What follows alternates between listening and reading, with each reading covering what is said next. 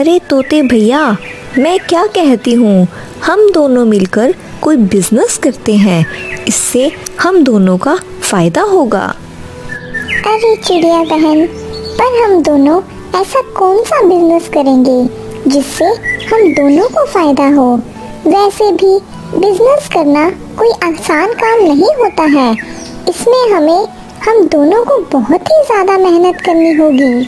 तोते भैया, मैंने सोचा है कि हम दोनों मिलकर एक फ्रूट चाट बेचने का बिजनेस स्टार्ट करते हैं। हम सारे पक्षियों को फ्रूट चाट बनाकर बेचेंगे। इससे हमें भी फायदा होगा और सारे पक्षियों को भी फायदा होगा। अरे चिड़िया बहन, ये तो तुमने बहुत ही अच्छा आइडिया दिया है। अब हम मिलकर फ्रूट चाट बेचेंगे तो हमारा बहुत ही फायदा होगा, क्योंकि इस जंगल में कोई भी पक्षी को फ्रूट चाट बनाना नहीं आता है। अरे हाँ तोते भैया, तभी तो मैंने फ्रूट चाट बेचने का सोचा है। इससे हमारा भी फायदा होगा और बाकी पक्षी भी फायदे में रहेंगे। अरे पर चिड़िया बहन, एक मसला है। हम दोनों को फ्रूट चाट तो बनाना आता ही नहीं है, तो हम ये बिजनेस कैसे कर सकते हैं। अरे तोते भैया, मैंने सुना है कि रानी कौवी को बहुत ही ज़्यादा अच्छी फ्रूट चाट बनानी आती है। इसीलिए मैंने सोचा है कि हम लोग रानी कौवी और कालू कौवे को अपने इस बिज़नेस में शामिल कर लेते हैं। वैसे भी कालू कौवा पूरा दिन अपने घोंसले में बैठा आराम करता रहता है। इस कारण वो कालू कौवा कुछ काम भी करेगा और इसमें हमारा भी फ़ायदा हो जाएगा। अरे चिड़िया बहन, ये तो आपने बिल्कुल ठीक कहा कि वो कालू कौवा पूरा दिन अपने घोंसले में बैठे आराम ही करता रहता है, और इस तरह वो कालू कौवा कुछ काम भी कर लेगा और हमारा भी फायदा हो जाएगा। लेकिन चिड़िया बहन, वो कालू कौवा बहुत ही ज़्यादा चालाक है। हर बार उस कालू कौवे ने हमें बेवकूफ़ बनाया है। कहीं इस बार हमने कालू कौवे को अपने इस बिजनेस में शामिल किया और इस बार भी अगर इसने हमें बेवकूफ़ बना दिया तो फिर हम फिर से लूट जाएंगे। अरे तोते भैया, हमें उस कालू कौवे को एक मौका और देना चाहिए। क्या पता वो कालू कौवा सुधर गया हो। ठीक है चिड़िया बहन, तुम कहती हो तो मैं मान लेता हूँ। चलो चलो चिड़िया बहन, हम लोग उस कालू कौवे और रानी कौवे के घोंसले में चलते हैं और उसको अपने इस बिजनेस के बारे में बताते हैं। फिर टोनी चिड़िया और तोता रानी कौवी और कालू कौवे के पास जाने लगते हैं। अरे अरे, क्या हुआ? क्यों आए हो मेरे घोंसले में? मेरे कालू ने इस बार तुम्हारे घोंसले से कोई भी भोजन नहीं चोरी किया है, फिर क्यों मेरे घोंसले में आ गए हो तुम लोग? अरे रानी कौवी, हमारी बात तो सुनो। इस कालू कौवे ने कुछ नहीं किया है, बल्कि हम तो आपसे आज कुछ ज़रूरी बात करने आए हैं, जिससे आपका भी फ़ायदा हो सकता है और हमारा भी। अच्छा चिड़िया, बताओ बताओ, जल्दी बताओ, ऐसी क्या बात है जिससे हमारा भी फ़ायदा हो सकता है। अरे कौवे भैया, मैंने और तोते ने सोचा है कि हम लोग मिलकर एक फ्रूट चाट बेचने का बिजनेस करते हैं। इसमें आप लोग भी अगर हमारी मदद करेंगे तो आप लोगों का भी फ़ायदा हो सकता है। फ्रूट चाट बेचने का बिजनेस? ये बिजनेस तो बहुत ही ज़्यादा अच्छा है। ठीक है चिड़िया बहन, हम आपके साथ इस बिजनेस में काम करेंगे और दिल लगाकर ही काम करेंगे। आप बिल्कुल भी चिंता ना करना। रानी कौवी, मैं, चिड़िया और कालू कौवा हम तीनों फल ढूंढने जाएंगे और आप उन फलों का फ्रूट चाट बनाओगी और फिर इस तरह हम अपने बिजनेस को आराम से चला लेंगे। ठीक है तोते, मुझे फ्रूट चाट बनाना आता है। मैं अच्छे से फल काट लूँगी। बस चलो हम लोग अपना बिजनेस शुरू कर लेते हैं। टोनी चिड़िया, तोता, कालू कौवा और रानी कौवी ये चारों मिलकर फ्रूट चाट बनाने की तैयारियां शुरू कर देते हैं। चलो, अब सारे इंतज़ाम हो चुके हैं। चलो हम तीनों मिलकर फ्रूट जमा करने के लिए चलते हैं। और हाँ रानी, तुम जब हम फ्रूट लेकर आ जाएंगे तब तुम उन फ्रूट की फ्रूट चाट बना देना। इतना कहकर वो तीनों फ्रूट जमा करने के लिए चले जाते हैं। वो तीनों फ्रूट ढूंढते ढूंढते एक सेब के पेड़ पर आकर बैठ जाते हैं। चलो कौवे भैया, यहाँ से सेब तोड़कर आप रानी कौवी के पास चले जाओ और वो सेब रानी कौवी को देकर मेरे पास दोबारा वापस आ जाओ। तब तक मैं और तोता थोड़ा आगे जाते हैं और आगे और फलों का इंतज़ाम भी करते हैं। ठीक है टोनी चिड़िया, मैं अभी यहाँ से सेब तोड़ लेता हूँ और जाकर रानी कौवी को दे आता हूँ। अरे, अगर हमें फ्रूट चाट बनानी है तो हमें केला, अमरूद, कीनू और अंगूर की ज़रूरत पड़ेगी। चलो चलो कौवे भैया, आप जल्दी से ये सेब रानी कौवी को देकर वापस आ जाओ। कालू कौवा एक सेब तोड़कर रानी कौवी के पास चला जाता है। ये लो रानी कौवी, मैं सेब ले आया हूँ। बाकी और भी फल अभी थोड़ी देर में आ जाएंगे। और हाँ, ये बताओ कि तुम्हें फ्रूट चाट बनानी आती भी है या तुमने ऐसे ही फेंक दी थी? अरे कालू, ये क्या कह रहे हो? मेरी माँ ने मुझे बहुत ही अच्छी फ्रूट चाट बनाना सिखा दी है। और हाँ, मेरे नसीब तो तब से फूटे हैं जब से मेरी तुम्हारे साथ शादी हुई है। तब से मैंने आज तक अपने घर में फ्रूट चाट तो क्या, एक फल भी नहीं खाया है। अच्छा रानी, बस करो। टोनी चिड़िया मेरा इंतजार कर रही होगी। मैं वहाँ जाता हूँ और फल भी लेकर यहाँ पर आ जाता हूँ। इतना कहकर कालू कौवा टोनी चिड़िया के पास फल जमा करने के लिए चला जाता है। बड़ा आया मुझे बोलता है कि मेरी माँ ने मुझे फ्रूट चाट बनाना नहीं सिखाया है। खुद तो निखट्टू है और फिर मुझे बोलता है। फिर कालू कौवा और फल जमा करने के लिए टोनी चिड़िया के पास आ जाता है। अरे कालू कौवे, तुम दोनों चिड़िया के साथ फल ढूंढने के लिए चले जाओ। तब तक मैं ये अमरूद रानी कौवे को देकर आ जाता हूँ। चलो कौवे भैया, हम केले के बाग में चलते हैं और वहाँ से केले भी तोड़ लेते हैं। केले जब फ्रूट चाट में डलेंगे तो फ्रूट चाट और भी ज़्यादा मज़ेदार बन जाएगी। फिर वो तोता कुछ अमरूद लेकर रानी कौवी के पास आ जाता है और वो अमरूद वहीं पर छोड़कर टोनी चिड़िया के पास जाने लगता है। कितने मीठे मीठे फल हैं ये। मेरा बस चले तो 2 मिनट में ये सारे फल खा जाऊं। उस कालू कौवे ने तो मुझे कभी भी इतने मीठे मीठे फल नहीं खिलाए, बस अपनी माँ के यहाँ ही खाए थे। उसके बाद तो कितने साल हो गए, अभी तक इतने मीठे मीठे फल नहीं खाए हैं मैंने। फिर टोनी चिड़िया, कालू कौवा और वो तोता केले के बाग में आ जाते हैं। अरे तोते, कालू कौवे, तुम दोनों थोड़ा आगे जाओ। आगे अंगूर का पेड़ है, तुम लोग वहाँ से अंगूर तोड़कर रानी कौवी को दे आओ। तब तक मैं यहाँ से केले तोड़कर रानी कौवी के पास चली जाती हूँ। अब सारे इंतज़ाम हो चुके थे और सारे फल भी आ चुके थे। टोनी चिड़िया रानी कौवी से कहती है, रानी कौवी, चलो तुम जल्दी से सारे फल काट लो और इन फलों की फ्रूट चाट बना लो। तब तक हम लोग जाते हैं और सारे पक्षियों को कह आते हैं कि हम लोगों ने नई फ्रूट चाट की दुकान खोली है। चलो कौवे भैया, तोते भैया, तुम लोग भी मेरे साथ चलो। हम तीनों सारे पक्षियों को कह आते हैं। फिर वो तीनों फ्रूट चाट के बारे में बताने के लिए चले जाते हैं। वहीं रानी कौवी सारे फ्रूट्स को काट लेती है और उनकी फ्रूट चाट बना लेती है। अब तो रानी कौवे से रहा ही नहीं जा रहा होता, उसके मुंह में एकदम पानी आ रहा होता है। इस फ्रूट चाट को खाए हुए तो मुझे सदियों बीत गई है, अभी तो मेरे मुंह में पानी आ रहा है। चलो चलो थोड़ा सा चेक तो कर लेती हूँ कि ये फ्रूट चाट कैसी बनी है। फिर रानी कौवी फ्रूट चाट को चेक करने के लिए खाने लगती है और खाते खाते उसको पता ही नहीं चलता कब वो सारी फ्रूट चाट खा जाती है। आहा, कितनी ज़्यादा ये मज़ेदार फ्रूट चाट थी। कितने सदियों के बाद मैंने ये फ्रूट चाट खाई थी, लेकिन ये सारी फ्रूट चाट तो मैंने खा ली। अब वो टोनी चिड़िया आकर मुझे बहुत ही ज़्यादा गुस्सा करेगी।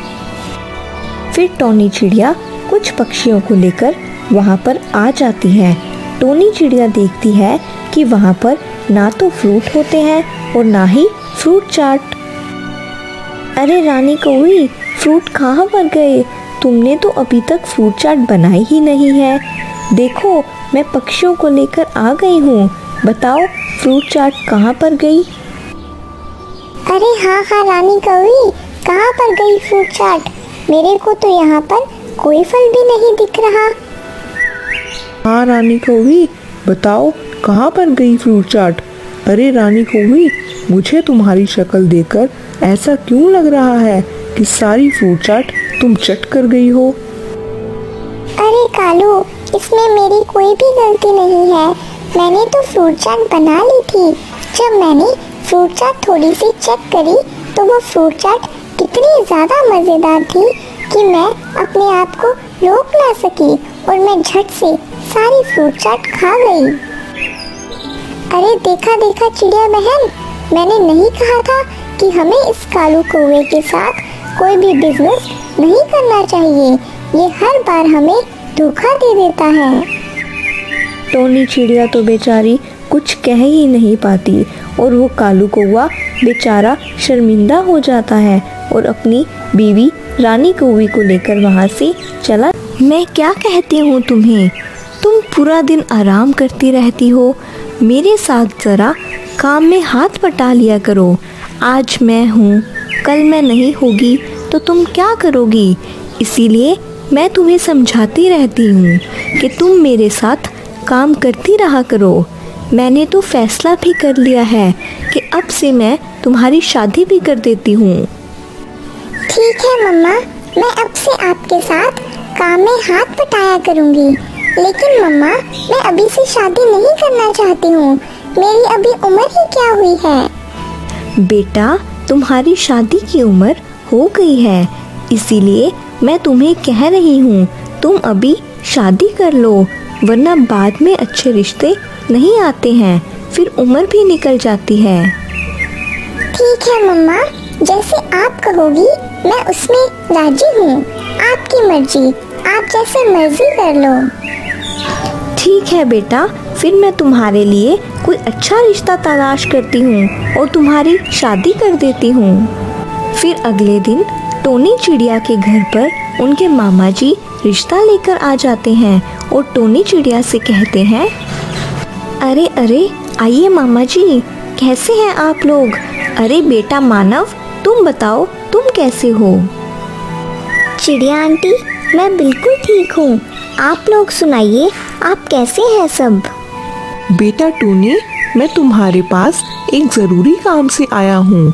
मैं अपने बेटे मानव की शादी तुम्हारी बेटी कोमल चिड़िया के साथ करना चाहता हूँ।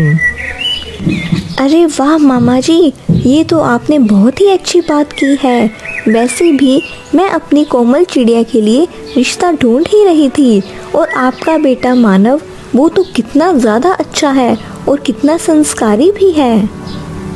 अरे वाह वाह टोनी बेटी, मुझे तुमसे यही उम्मीद थी। चलो चलो टोनी बेटी, मैं यहाँ पर रुकने के लिए आया हूँ और जब कोमल चिड़िया की शादी मेरे मानव बेटे से हो जाएगी तो मैं अपनी कोमल बेटी को भी साथ ही ले जाऊँगा। ठीक है मामा जी, बस मैं एक बार अपनी बेटी कोमल चिड़िया से बात कर लूँ, फिर हम कोमल चिड़िया और मानव चिड़िया की शादी कर देंगे। चलो अब आप आराम करें, तब तक मैं आप लोगों के लिए कुछ भोजन जमा करके आती हूँ। आप लोग कितनी दूर से सफ़र करके आए हैं, थोड़ा आराम कर लीजिए।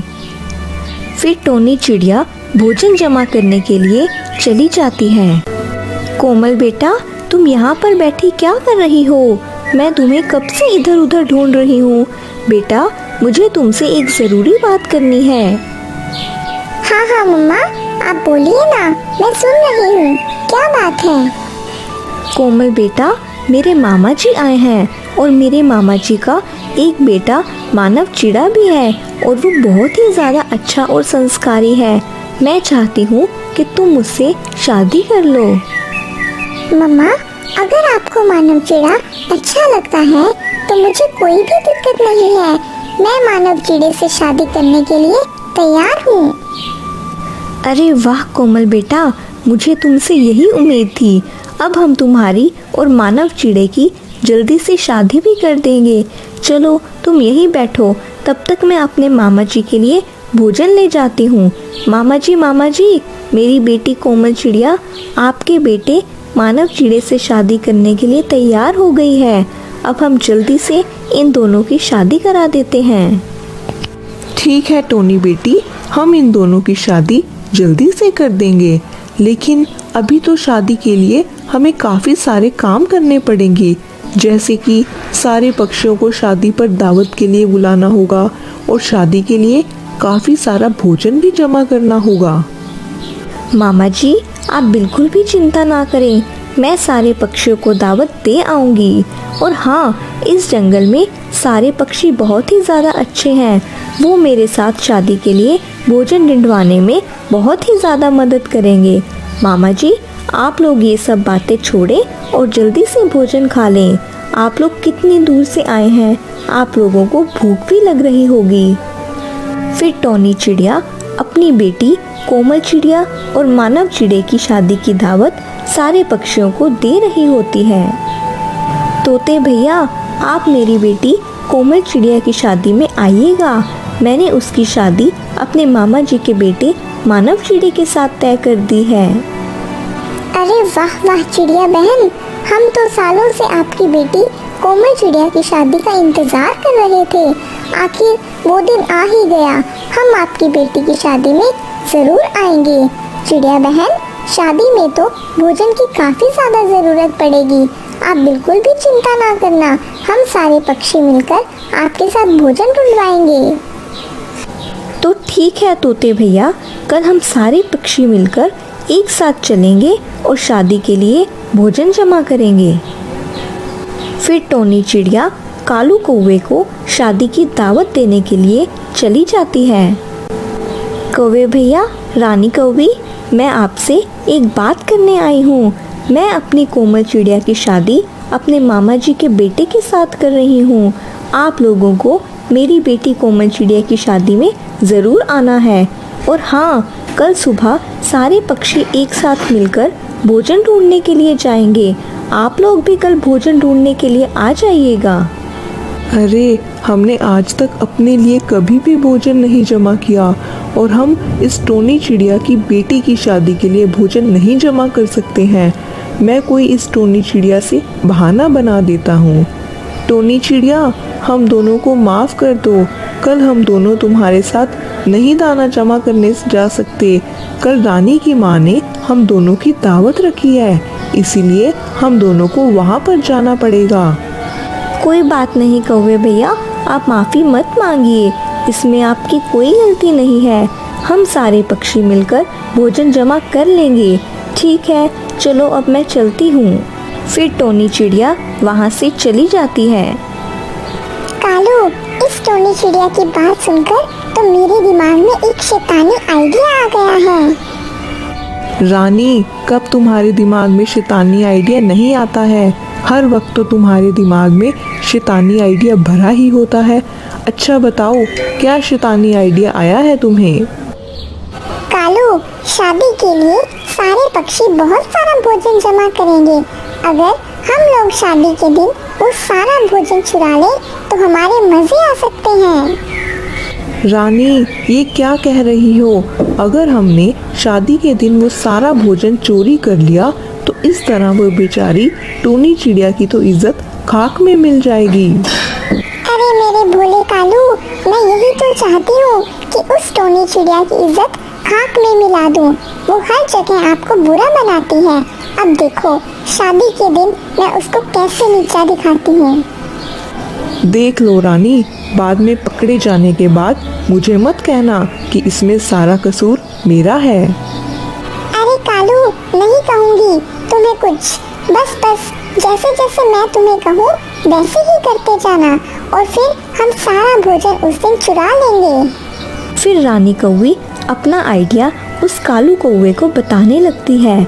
अगले दिन सारे पक्षी बहुत ही मेहनत कर शादी के लिए भोजन ढूंढने लगते हैं और आखिर शाम होने तक वो सारे पक्षी काफ़ी सारा भोजन इकट्ठा कर लेते हैं। अरे वाह टोनी बेटा, ये तुम्हारे जंगल के सारे पक्षी तो बहुत ही ज़्यादा अच्छे हैं। देखो, एक दिन में इन सारे पक्षियों ने शादी के लिए कितना सारा भोजन इकट्ठा कर लिया है। मामा जी, अब शादी के लिए सारे इंतज़ाम हो चुके हैं। अब हम कोमल चिड़िया और मानव चिड़े की शादी कल कर देंगे। चलो सारे पक्षियों, अब तुम लोग बहुत ही ज़्यादा थक गए होगे। अब तुम लोग अपने घोंसले में जाकर आराम कर लो और कल मेरी बेटी कोमल चिड़िया की शादी में आ जाना। फिर सारे पक्षी अपने अपने घोंसलों में जाकर आराम करने लगते हैं। फिर अगले दिन का सूरज निकल जाता है। सारे पक्षी शादी में आ जाते हैं और उस दिन तो काफ़ी ज़्यादा धूम धड़क्का हो रहा होता है। सारे पक्षी भी बहुत ही ज़्यादा खुश होते हैं। कुछ देर में उस कोमल चिड़िया की शादी मानव चिड़े के साथ हो जाती है।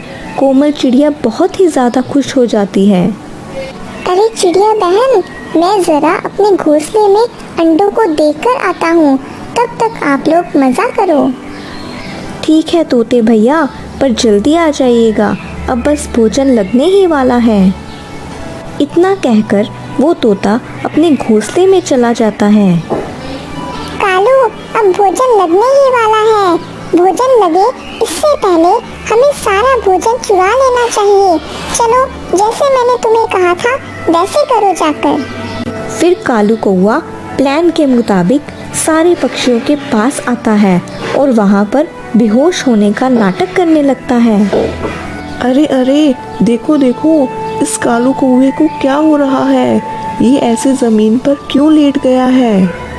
अरे अरे कौवे भैया, आपको क्या हो रहा है? अभी तो आप एकदम ठीक थे। अरे ये कालू कौवे को क्या हो रहा है? कोई तो देखो आके। सारे पक्षी उस कालू कौवे को देखने लगते हैं तो इतने में वो रानी कौवी सारा भोजन लेकर वहाँ से भाग जाती है। जब रानी कौवी वो भोजन चोरी करके वहाँ से जा रही होती है तो वो तोता उसको देख लेता है। अरे अरे, ये रानी कौवी ये सारा भोजन लेकर कहाँ जा रही है? चलो चिड़िया बहन के पास जाता हूँ और उनसे ही पूछता हूँ। अरे चिड़िया बहन, मेरी तबीयत बहुत ही ज़्यादा ख़राब हो रही है, मैं अपने घर जा रहा हूँ। इतना कहकर वो कालू कौवा वहाँ से भाग जाता है। चिड़िया बहन, मैंने अभी देखा कि वो रानी कौवी सारा भोजन लेकर अपने घोंसले की तरफ जा रही थी। क्या वो भोजन आपने रानी कौवी को दे दिया है?